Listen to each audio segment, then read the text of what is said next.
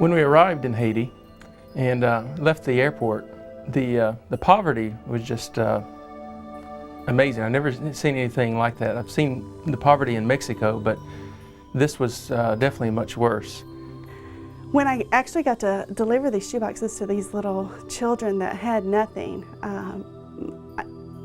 I did everything I could to just not cry, because God had fulfilled a want.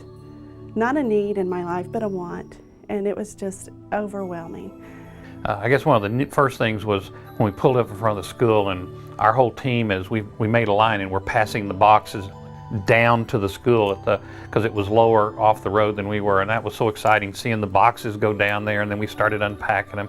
Then the kids started coming through and getting their boxes, and in this environment team members actually got to go into the individual classrooms, and they got to be with the kids as they opened their boxes and see their faces light up as they got the different things that were in their Christmas boxes, and you really have to understand. I mean, for our kids, they would look at a Christmas box and probably go, okay, what's next? These kids, it is like a world of wealth that they receive in that little box. Another exciting time on Monday was at lunchtime. They had invited sponsor children that day to come in to visit with us and have lunch with us. And 3 of our 6 children were invited that day and came. One of the highlights of that first day on Monday was Brother Barry and I got to go purchase 3 goats. Part of what we did, the children in the children ministry and the church paid for us to purchase a goat for each family, which is a huge blessing, not only for the person we buy it from, but the family that we give it to. We were waiting for dinner at around 4:56. We hear a big bang, and then the ground starts shaking. We were thrown around a little bit, thrown to the grass, and luckily we were all together. What a praise that we weren't in the village, but we were all together, safe together in the compound. As the ground started shaking, we noticed water started coming up from the bottom, from the springs, as the earth started separating. Threw us off a little bit.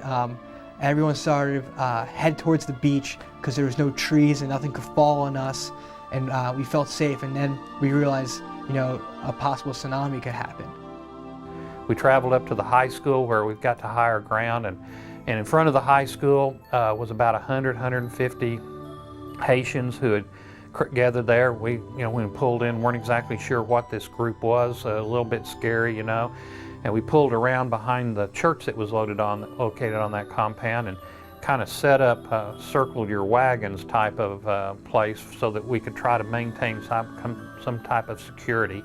But at a certain point, it became a battle between darkness and light, right? You can hear off in the distance what has got to be the voodoo rituals. It's kind of the wailing and screaming, and it's off in the distance, and then you'd start to hear that, and then out front, the Christians would start praising God again.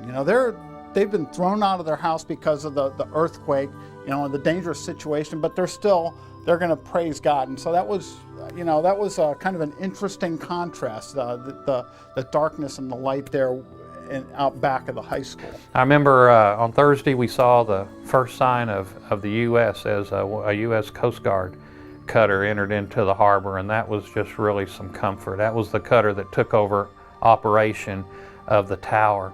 On Friday, as we heard that we were going to be extracted, we also saw a U.S. destroyer and aircraft carrier pulling into the harbor, and it really made you proud to be an American. But I tell you, the proudest thing I've ever seen is those 3 Black Hawk helicopters when they landed to take us home. We flew from our compound to the border on the Dominican Republic. From there we traveled to a military base, and one of the things that really choked me up, or I think the worst in the time, was when we entered in this hangar that the State Department had set up to process people. And as you came in, members of the State Department, every one of them would greet you, and they had their hand out, welcome home. Those are really good and comforting words.